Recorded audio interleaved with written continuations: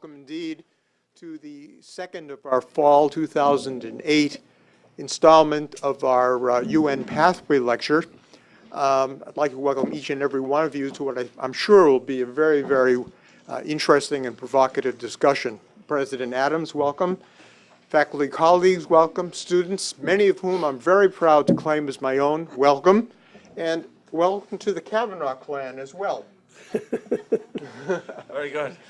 We're very privileged tonight to have with us Ambassador Paul Kavanagh, Ireland's permanent representative to the United Nations.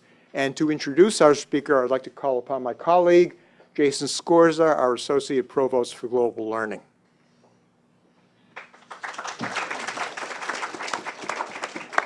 Thank you, Dr. Greenfield. It is my pleasure to introduce our speakers. But first, I need to go over some of our ground rules.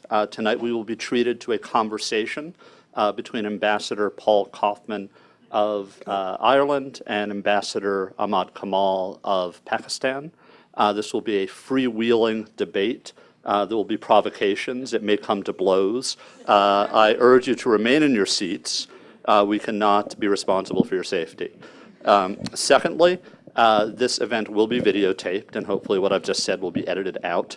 In the interest, though, of the videotape, I would ask you to please shut off your cell phones and anything that makes noises of a cell phone nature.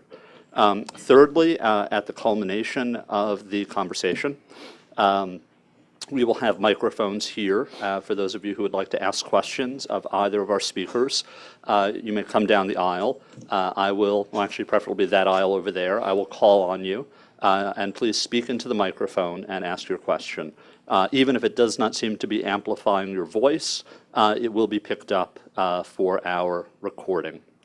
Without further ado, Ambassador Kaufman and Ambassador Kavanagh and Ambassador Kamal.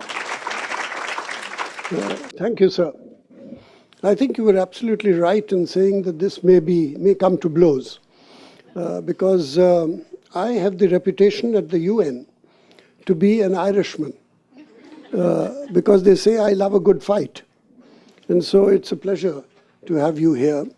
Welcome to Fairleigh Dickinson University, not as a member of the UN mafia, which you are, but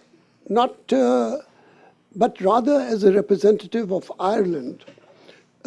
Ireland, which evokes images in our mind of very vivid intensity. An emerald isle of stunning beauty. A bunch of dancers moving their legs in better unison than the Rockets of New York. A series of singing pubs all over the country where ale and music come together in perfect unison, of a Shelburne hotel in Dublin with its absolutely remarkable freshly baked bread and honey in the cafeteria. And about the fact which most people in the United States do not know, and perhaps even in Europe people do not know, of Ireland as the mother lode of Christianity in Europe. Christianity came to Europe through Ireland, and not through Rome, which hijacked it much later, or through Scandinavia, which took Jesus Christ and put him among the snows with Christmas trees and snow. And so the contribution of Ireland to what is called our heritage is signal and important. And so welcome. Thank you very much. But that was the good news. The bad news is that we are going to be talking about the European Union and about Ireland in Europe. And there's no doubt that Irish entry into the European Union has brought enormous benefit to Ireland, which was a perfectly normal country until then, but which now is a truly bourgeois country in Europe. And yet, despite the benefits, when it has come to the crunch in a vote on the Constitution, you have had reservations. Why? I can assure the audience that it's not going to come to blows. You never know. No, I can, maybe one blow, but no more than one. You said, you alluded to the mafia, Ambassador, and I haven't come over to New Jersey in quite a while, and I thought you were going to start describing my drive out here like Tony Soprano's at the beginning of the of the TV series. You've been exaggerated in the compliments you've paid to my country. It's a small country. It tends to make rather more noise than a lot of small countries. But for all of that, it is a small country. We didn't bring Christianity to Europe, but we did play an early role in that with the advance of what I don't think history departments are allowed to call them anymore, the Dark Ages, the monastic tradition retreated westwards towards the edge of the continent. And what you would find typically would be monastic settlements in Ireland with a richness and in numbers that was not being reflected elsewhere in the continent in those centuries. And you had Frankish kings and others would send their princely offspring to Irish monastic settlements for education. Christianity came to Ireland in the 5th century. It was brought to us by St. Patrick.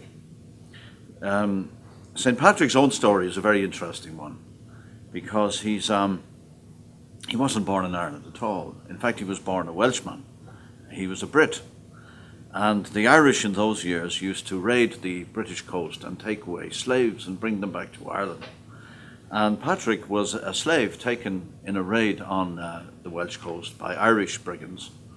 And he was brought back and he was made to tend sheep on the hills of Northern Ireland.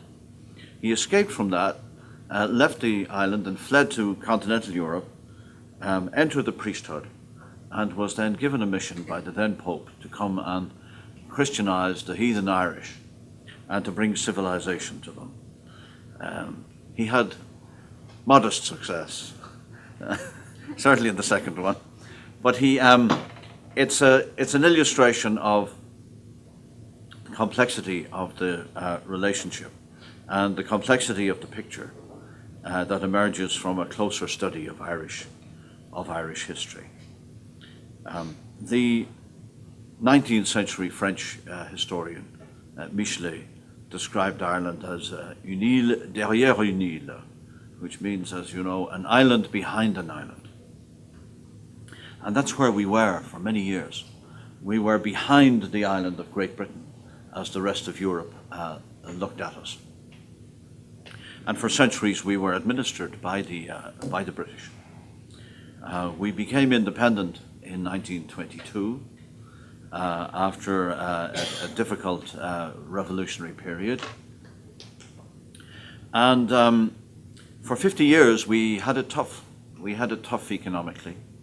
The great tragedy and trauma in our modern history was, of course, the famine in the middle of the 19th century, through which we hemorrhaged 2 million of our people, which was about 25% of the population.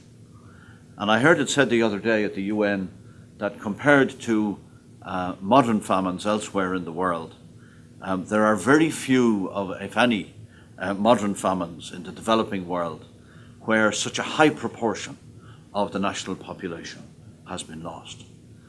We lost 2 million people, 1 million, imagine, in Western Europe, lay down and starved on the side